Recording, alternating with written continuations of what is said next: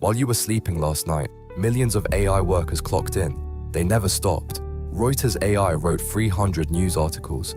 Amazon's algorithms manage supply chains across 40 countries. JP Morgan's AI approved 2,000 loans in minutes. Right now, AI radiologists are scanning medical images faster than any human doctor.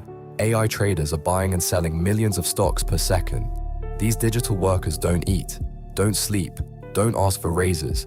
They process more tasks in 1 hour than most humans handle in a week. The eerie part? Most people have no idea this invisible workforce exists.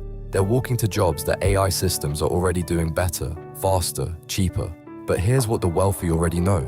The future belongs to those who manage AI workers, not compete with them.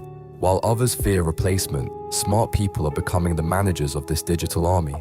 They're building businesses powered by AI that never stops working. The question isn't whether AI will take over, it's whether you'll be the boss or the replaced. Follow Wealth Protocol for more transmissions.